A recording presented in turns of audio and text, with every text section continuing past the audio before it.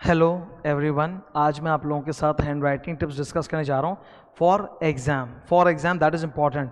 ठीक है, I am not discussing handwriting tips from a beginners point of view कि मतलब you want to improve your handwriting in life, वो attitude बिल्कुल नहीं है। I am talking from examination point कि exam में आपको कैसा करना चाहिए। ओके हम लोगों की ना तीन तरह की हैंड राइटिंग होती है। एक हमारी बेस्ट ब्यूटीफुल हैंड राइटिंग होती है जो हम स्लो लिखते हैं, सोच सोच के लिखते हैं, बना बना के लिखते हैं, दैट इज़ वन। सेकंड होती है हमारी नॉर्मल हैंड राइटिंग जो हम लोग अपने नॉर्मल स्पीड में और नॉर्मल स्टाइल से लिखते हैं, जो बहुत सुंदर भी नहीं है, ठीक ठीक है, that is normal hand writing. Third होती है हम लोगों की खराब वाली हैंड राइटिंग, जब हम लोग बहुत ज़्यादा स्पीड से लिखने की कोशिश करते हैं और हमारा जो नॉर्मल एक रिदम है वो भी खराब हो जाता है। एग्जाम में क्या होता है कि हम लोगों को ये तीनों हैंड राइटिंग देखने को मिलती है। शुरू के 30 मिनट्स में जब आपको लगता है कि यार मैं सजा के लिखता हूँ, बढ़िया से लिखता हूँ, अपना बेस्ट आंसर शुरू में लिखता हूँ to create a first impression, that time तुम अपना नंबर 1 हैंड राइटिंग लिखते हो। आफ्टर 30 मिनट्स तुम अपने हैंड राइटिंग नंबर 2 पे आते हो जो कि तुम्हारा नॉर्मल है। और जब 1.5 घंटा खत्म हो जाता है ना पेपर का, सपोज 3 आवर्स का पेपर है, 1.5 घंटा खत्म होता है, उसके बाद चालू होता है हम लोग का तीसरा हैंड राइटिंग जो सबसे गंदा होता है। तो ऐसा मत करो कि एक ही आंसर स्क्रिप्ट में तुम अपने 1 2 3 अपना तीनों टाइप का हैंडराइटिंग का स्पेसिमेन देके आ रहे हो। Please don't do that. इससे बढ़िया maintain your number 2 handwriting which is your normal handwriting, normal speed में, थोड़ा मतलब साफ साफ, ज्यादा सुंदर भी नहीं, ज्यादा गंदा भी नहीं, पर फास्ट है। तो maintain your normal hand writing, ठीक है। और एकदम स्टार्टिंग से जैसे ही रीडिंग टाइम खत्म हुआ, बेल बजा टन टन टन टन, इमीडिएटली ये सोचो कि मैं एग्जाम देने आया हूं, किसी को मेरी हैंड राइटिंग की ब्यूटी से मतलब नहीं है, बस खुला खुला क्लियर क्लियर होना चाहिए और फास्ट होना चाहिए। तो उससे क्या होगा, ऑटोमेटिकली तुम शुरू से ही अपने नॉर्मल नंबर 2 वाले हैंड राइटिंग से ही पूरा पेपर अटेम्प्ट करोगे। That is very very important, ठीक है। Second tip, make it easy to read. There are certain font types which are easier to read and certain font types which are difficult to read. Same applies for your handwriting also. Handwriting में भी लोगों के अलग अलग fonts देखने को मिलते हैं आपको। कुछ हैंडराइटिंग्स बहुत हार्ड होती है रीड करने में, कुछ हैंडराइटिंग बहुत ईजी होती है। जैसे मैं अपनी हैंडराइटिंग आपको सैंपल पे दिखाता हूँ। Because I am a teacher, मुझे स्टूडेंट लोग को पढ़ाना होता है, तो मुझे ऐसी हैंडराइटिंग सूट ज़्यादा करती है जो एक एक स्टूडेंट को ईजिली समझ में आए। If you look at my handwriting type, my handwriting is straight, italicise नहीं है, एकदम मैं स्ट्रेट लिखता हूँ। कर्सिव हैंडराइटिंग नहीं है, ऑल्दो कई जगह पे अल्फाबेट्स आपस में कनेक्टेड हैं, पर it's not a cursive handwriting. मेरे अल्फाबेट्स अगर आप देखो तो बहुत खोल खोल के एक अल्फाबेट क्लियर मैंने लिखा है। वो बिकॉज मैं बहुत कॉन्शियस हो गया और अब तो ये मेरे लिए नेचुरल हो चुके, this is my natural writing.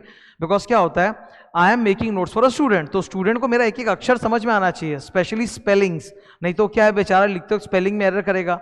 तो इसीलिए मैं बहुत सुंदर तरीके से खोल खोल के लिखता हूँ, ठीक है। दिस माई नॉर्मल राइटिंग है, ना ही बहुत ज़्यादा सुंदर है ना ही बहुत ज़्यादा खराब है, इट इज़ क्लियर, खुला खुला, आराम से रीड करते समझ में आ रहा है। तो आप लोग भी यही कर सकते हो। तुम्हारी हैंडराइटिंग जैसी भी, अभी तुम राइट नाउ चेंज नहीं कर सकते। Suppose a student is there जिसको कर्सिव हैंडराइटिंग लिखने का आदत है, तो भाई वो चेंज नहीं कर सकता रातों रात, that's not possible at all, ठीक है।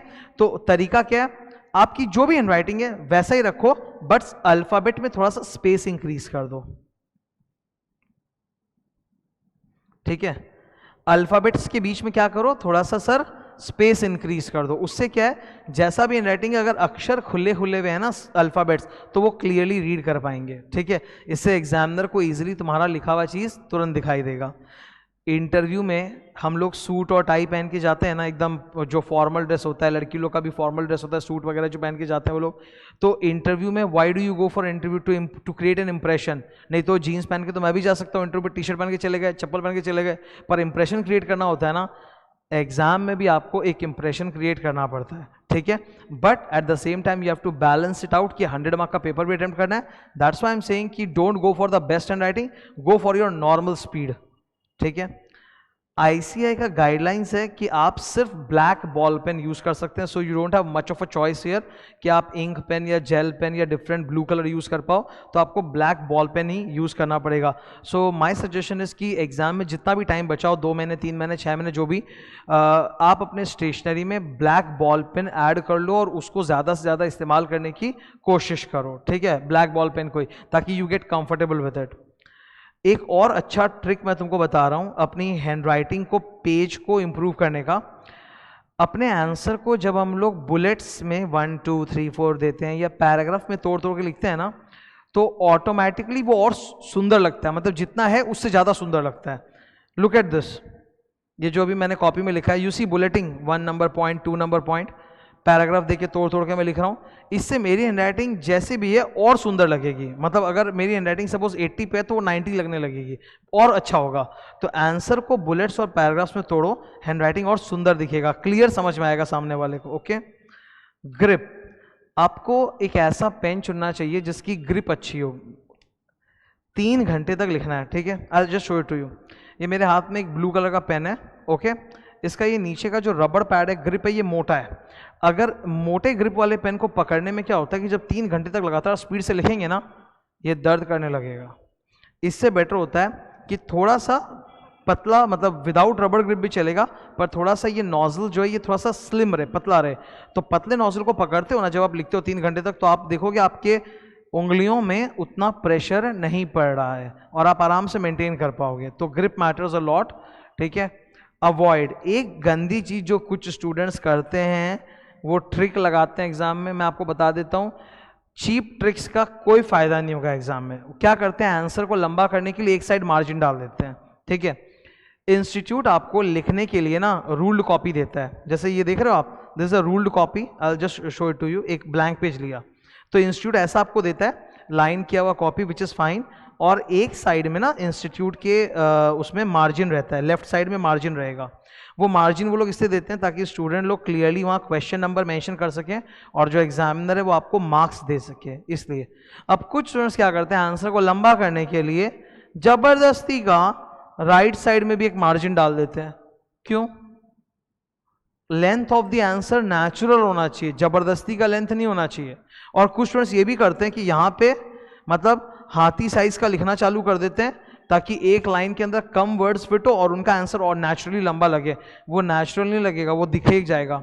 Examiner can easily see through all these, ये जो चीप ट्रिक्स है ना वो पकड़ लेगा। तो आई एम प्लीज, मेरा सजेशन है, राइट साइड में जबरदस्ती का मार्जिन आप मत दो। हर आंसर ना अपना लेंथ लेके पैदा होता है, ठीक है। हर आंसर, कोई स्टैंडर्ड लेंथ नहीं होता। It depends on the question and the content of the answer. Sometimes 5 mark का जो आंसर होता है वो छोटा हो सकता है और समटाइम्स वो बहुत बड़ा भी हो सकता है। तो तुम लेंथ को मार्जिन डाल के प्लीज छेड़छाड़ मत करो, वो डिस्ट्रॉय कर देता है सब कुछ। एंड लास्ट एक छोटा सा टिप है, ये मतलब मुझे पर्सनली जो मुझे अपने हिसाब से जो सही लगा वो मैं बता दिया। हालांकि ये लास्ट टिप है, मतलब इसको तुम फॉलो करो या नहीं करो कोई फर्क नहीं पड़ता, स्पीड इज मोर इंपॉर्टेंट। जैसे I have got 2 types of pens, एक है तो ये कैप वाला पेन, ओके, और दूसरा ये पुश बटन पेन जो आप जानते हो नॉर्मल। तो पुश बटन पेन्स थोड़े बेटर इसलिए होते हैं क्योंकि एक तो कैप बार बार खोने का चक्कर नहीं होता और आप रखोगे डेस्क पे एग्जाम में तो वो रोल नहीं करेगा। कई बार ऐसा होता है कि जिस एग्जाम सेंटर में आप एग्जाम दे रहे हो वहाँ पे बेंचेस जो है ना वो हॉरिजॉन्टल नहीं है, थोड़ी सी टिल्टेड है, तो आप पेन रखोगे फुर्र करके नीचे आता रहेगा and that will create a disturbance in your mind, irritate हो जाओगे वहीं पे। और इतनी गर्मी होती है, एयर कंडीशन तो होता नहीं, पता नहीं शायद होता होगा तो, पर जहाँ तक मुझे याद है एग्जामिनेशन में एसी होता नहीं है, गर्मी में एकदम पागल हो जाओगे और इरिटेशन के बारे में मन करेगा बेंच उठा के एग्जामिनर के सिर पे, वो इन्विजिलेटर के सिर पे मार दो। तो थोड़ा सा अच्छा रहेगा अगर तुम्हारे पास पुश बटन पेन्स है तो, ठीक है। उससे थोड़ा सा क्या होता है कि आराम से कैप खोने या कुछ नहीं, सीधा रखा लिखना चालू खटाखट, ठीक है। हालांकि ये tip is purely convenience based, ना इसके हैंडराइटिंग के ब्यूटी पे फर्क पड़ेगा ना स्पीड पे फर्क पड़ेगा, तो ये मतलब उतना ज़रूरी पॉइंट नहीं है। तो ये मेरे हिसाब से कुछ इंपॉर्टेंट पॉइंट्स थे, टिप्स थे तुम लोगों के लिए, इसको फॉलो करो, फ़ायदा होगा। आने वाले समय में मैं ऐसे ही और भी इंपॉर्टेंट एग्जाम टिप्स जो भी मुझे स्टूडेंट लोग पूछते हैं वो मैं बताता रहूँगा। जैसे एक मुझे स्टूडेंट लोग पूछ रहे हैं कि 15 मिनट्स का रीडिंग टाइम कैसे यूज़ करना है, तो उस पर भी मैं आप लोगों को गाइडेंस दूंगा, ठीक है। Thank you.